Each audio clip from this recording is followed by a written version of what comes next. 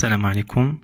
Pour cette vidéo, on va voir la correction de l'exercice 1 concernant le principe de fonctionnement d'un régulateur de tension à base d'une diode Zener. Pour notre circuit, on a un générateur E de T, donc c'est une alimentation continue réglable de 0 à 20. Ça veut dire que ça a une tension continue réglable. يعني نقدروا نحصلوا على أي قيمة ما بين 0 و 20 volts. Donc après on a une résistance R qui est égale à 100 ohms et la diode Zener qui a les caractéristiques VZ et RZ. Donc VZ قلنا نقدروا نعتبروها هي la tension de seuil في la polarisation inverse اللي كتساوي 6.2 volts و RZ نفس الشيء هي la résistance interne في la polarisation inverse اللي كتساوي 0.8 ohms. Alors, pour la première question, comment la diode est polarisée? كما كنلاحظوا هنا عندنا le générateur E يعني l'orientation la flèche vers le haut. إذا كنعرفوا la bande positive هي كتكون في la partie ديال la flèche و l'autre côté عندنا le moins. بالنسبة لا ديود زينر d'après le symbole عندنا cathode في le repère الفوقاني وعندنا l'anode la partie التحتانية. Donc كما كنلاحظوا هنا عندنا البلي سولي مع الكاثود le moins مع l'anode. Donc automatiquement on peut dire qu'on a une diode qui est polarisée en inverse. Deuxième question. Représentez le schéma équivalent du circuit ci-dessus en utilisant le modèle de la diode Zener pour ces deux états. Donc بالنسبة la diode Zener كنعرفوا عليها بأن عندها deux états sa polarisation inverse. Ça veut dire تقدر تكون bloquée ou bien passante. Donc هذه la particularité ديالها بالمقارنة مع une diode عادية. بالنسبة للديود عادية toujours كتكون bloquée في la polarisation inverse. Par contre une diode Zener في la polarisation inverse كتكون bloquée ou bien passante. يعني عندها le même principe في la polarisation directe. Donc on a la diode Zener في l'état bloqué, bien sûr quand on va la remplacer par un interrupteur ouvert. Bien sûr تنقولوا عندنا une diode qui est bloquée يعني ما كتخليش يدوز فيها لو كورون إذا كنعتبرها بحال un interrupteur ouvert. Pour l'état passante كما شفنا في الكور إذا في la caractéristique linéaire كنعتبروا une diode Zener بحال un dipôle actif في convention récepteur. Donc il est équivalente d'une résistance RZ en série مع le générateur de tension VZ. Donc بالنسبة le sens ديال VZ قلنا عنده le même sens que UZ. Troisième question. Quelles sont les valeurs de E pour que IZ soit non nul? Donc في تنقولوا هنا عندنا un courant qui est non nul, ça veut dire في هذه الحالة عندنا la diode Zener elle est passante. Donc pour chercher les valeurs de E, donc on va utiliser le deuxième circuit. Donc d'après ce circuit, pour déterminer le courant IZ, donc on peut utiliser la loi d'Ohm généralisée. Donc comme je fait le cours déjà, donc IZ كتساوي قلنا la somme des forces électromotrices اللي عندنا هنا هو E. على سمينا électromotrice لأن عندها le même sens que IZ. Moins la somme des forces contre-électromotrices. Donc on a une seule force contre-électromotrice لأنها عندها un sens contraire que le courant IZ. Sur la somme des résistances. Donc on a deux résistances R plus RZ. Donc déjà قلنا le courant normalement il est positif وعندنا le courant IZ على شكل عدد كسري اللي البسط ديالو هو E ناقص VZ والمقام ديالو R زائد RZ. وكنعرفوا عدد كسري باش يكون عدد موجب خاص المقام والبسط يكون عندهم نفس الإشارة.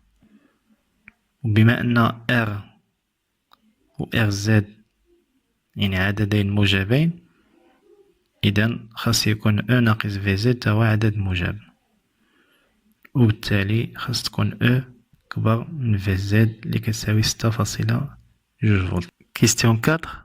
Quelle est la valeur de IZ max qu'elle doit avoir pour assurer la régulation sans la détériorer?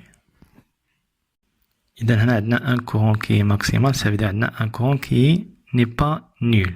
Ça veut dire نخدمو le deuxième circuit. إذا déjà la relation ديال le courant في le deuxième circuit قلنا هو E ناقص VZ على R زائد RZ. إذا خصنا نقلبو على القيمة ديال الكورون لي باش يكون ماكسيمال. إذا بالنسبة لي غروندور ديال هاد لا رولاسيون عندنا او في زد و ار و ار زد. إذا خصنا نشوفو القيمة اللي كتغير وشحال هي القيمة ديالها باش يكون عندنا ان كورون كي ماكسيمال. إذا كنعرفو في زد و ار و ار زد سو سون دي فالور كونستانت. إذا بقات لينا او بوحدها اللي هي فاريابل، كنعرفو بأن او كتغير من 0 حتى ل 20.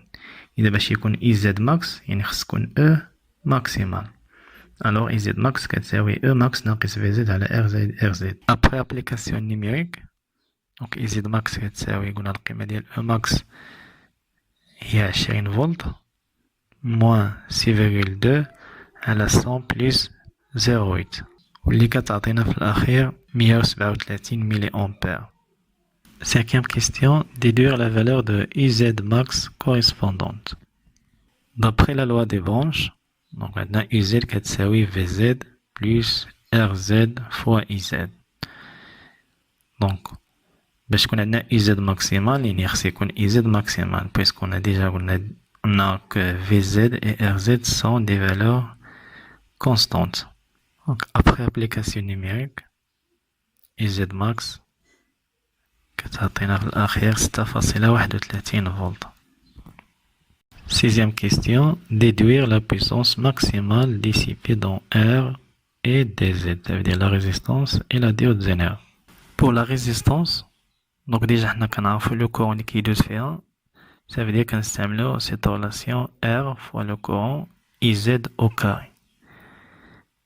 Donc on a cherché la puissance maximale, ça veut dire que le courant aussi maximal. Alors après application numérique تعطينا القيمة ديال 1.87 واط. Et pour la diode Zener donc غنستعملو العلاقة ديال EZ فوا EZ بويس كنعرفو حنا القيمة ديال EZ و EZ في الحالة ديال الماكسيمال لأن هنا مطلوب لنا لا بويسونس ماكسيمال. إذا tout simplement après l'application numérique كتعطينا PZ max كتساوي 0.86 واط. Question 7. Tracer la caractéristique linéaire IZ en fonction de IZ de la diode. إذا هنا كيقصدوا la polarisation inverse. لأن ما عندناش معطيات على la polarisation directe ديال la diode Zener. إذا كيما شفنا في الكور le courant IZ en fonction de IZ عنده la même forme يعني بحال la polarisation directe. إذا يكفي نعرفوا les valeurs caractéristiques. donc نعرفوا القيمة ديال VZ كنحطو على لاكس ديال لي طونسيون.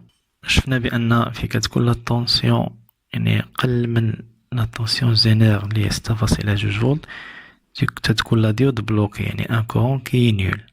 ابخي باش نكملو لا بارتي ديال لا ديود باسونت يكفي نعرفو لو بوين اللي الاورتوب ديالها ايزد ماكس والاوفسول ديالها ايزد ماكس وكنربطو سي دو بوين يعني لو بوين ديال في زد ou le point des valeurs maximales. Huitième question, déduire l'allure de la variation de UZ en fonction de E. إذا هنا خصنا نشوفو العلاقة ديال UZ دلالة E. دوك حنا كنعرفو بأن لا ديود زينر عندها دو كومبورتمون على حسب القيم ديال E. إذا اون جينيرال عندها دو كومبورتمون. إذا غنشوفو العلاقة ديال UZ دلالة E في كل كومبورتمون ديال لا ديود زينر. اذا الحاله الاولى قلنا لا ديود زينر كتكون بلوكي. اذا خصنا نقلبوا على العلاقه ديال اي زد مع او. اذا في السيركوي اللي عندنا فيها لا ديود بلوكي دونك الا ابليكينا لا لوا دي ماي في الاخير غادي نحصلوا على او كتساوي اي زد زائد يو ار.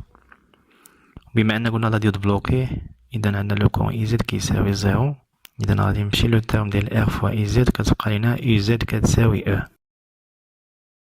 بالنسبة للحالة الثانية في كتكون لا ديود باسونت إذا توجور خصنا نقلبو على العلاقة ما بين إزد و أو.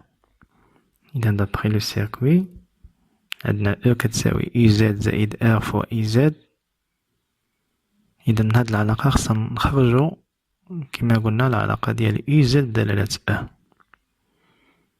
إذا إزد كما قلنا كتساوي أو ناقص أر فوا إزد. اذا باش تبقى لنا باش نلقاو العلاقه ديال اي زد دلاله او يعني خصنا داك اي زد خصنا نحيدوه. دونك ديجا شفنا لا غولاسيون ديال اي زد اون ابليكون لا لوا دوم جينيراليزي هو او ناقص في زد على ار زائد ار زد، وهاد العلاقة ديال اي زد غنحاولو نعوضوها في العلاقة الأولى. إذا غتعطينا اي زد كتساوي او ناقص ار فوا او ناقص في زد على ار زائد ار زد. إذا في هاد الحالة مبقاش اي زد، ولكن خصنا نبسطو هاد العلاقة هادي لأن هنا عندنا او دو فوا. إذا بالعمليات على الأعداد الكسرية كنحاولو نفصلو الكسر ديال او ناقص في زد على ار زائد ار زد، وكنحصلو على هاد العلاقة هادي.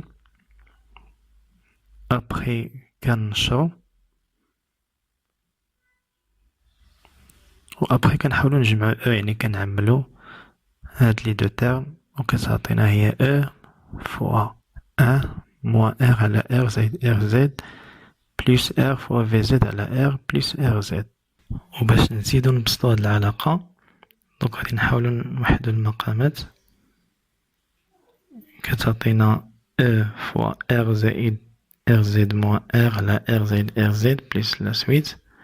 دونك نلاحظو هنا عندنا ار موان ار كنسامبليفيو بيهم، كتبقى لينا في الأخير اي زد كتساوي ار زد على ار زائد ار زد فوا او بلس ار فوا في زد على ار زائد ار زد. دونك هادي لا غولاسيون فينال اللي كتربط ما بين اي زد و او. إذا باش نقدرو نرسمو الشكل ديال اي زد بدلالة او، يعني خصنا نديرو تطبيق عددي ديال هاد القيم الثابتة.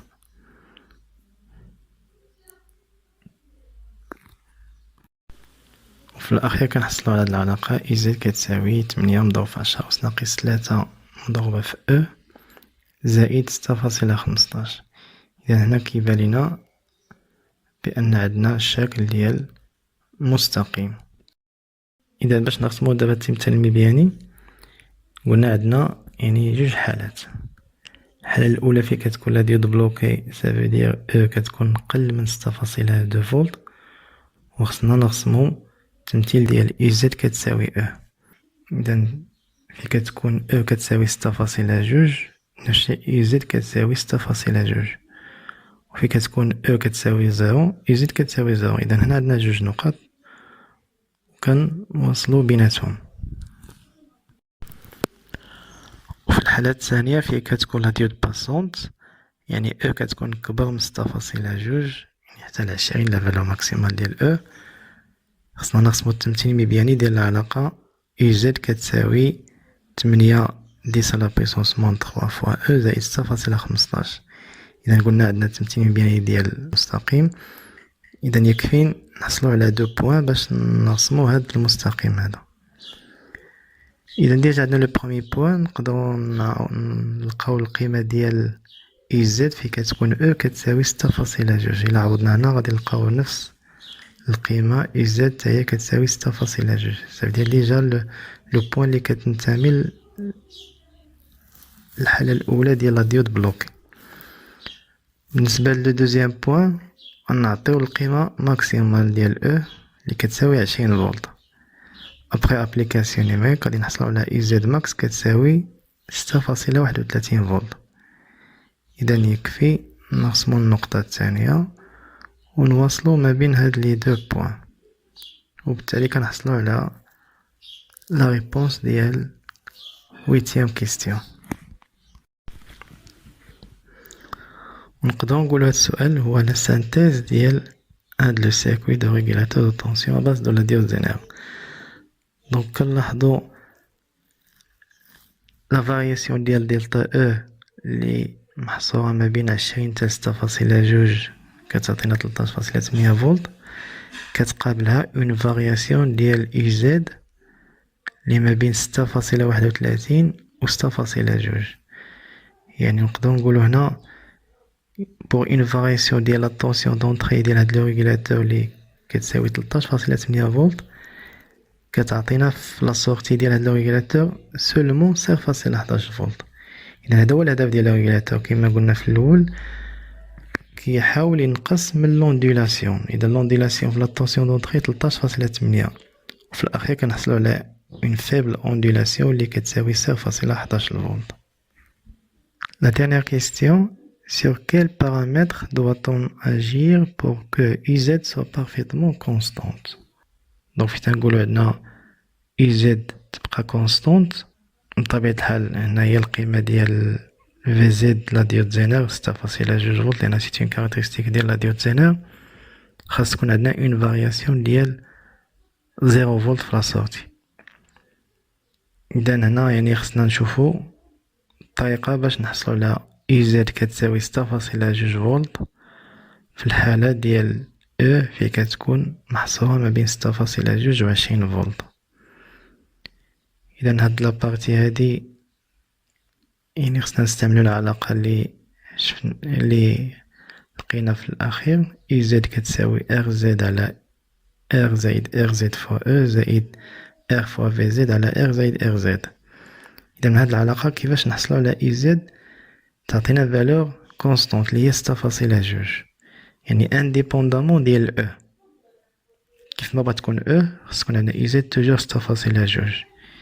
إذا باش نحيدو هاد e من هاد لا غولاسيون يعني خاص هاد لو كويفيسيون اللي كيتضرب في e اللي هو rz على r زائد rz خصو يساوي صفر. باش يكون هاد العدد الكسري يساوي صفر يكفي يكون البسط ديالو كيساوي صفر اللي هو rz. إذا باش نحصلو على uz تبقى كونستونت كتساوي 6.2 خاص rz كتساوي صفر. وديجا شفنا في الكور فوقاش كتكون عندنا rz كتساوي 0 غير في لوكا ديال ان ديود زينر بارفيت يعني في لوكا ايديال. وباش نتيقنو بأن uz في هاد الحالة كتساوي كما قلنا 6.2 يكفي نعوضو في هاد لا غولاسيون rz كتساوي 0. إذا هنا rz إلا عوضنا بزيرو كتعطينا r فوا vz على r زائد 0. في الأخير كنسامبليفيو ب r وبالتالي كنحصلو على uz كتساوي vz اللي هي 6.2 فولت. إن شاء الله في الفيديو المقبل غادي نديرو ان سيميلاسيون ديال هاد ليكزارسيس هذا باش نحاولو نتيقنو من هاد لي ريزولطا اللي لقينا هاد لا فيديو.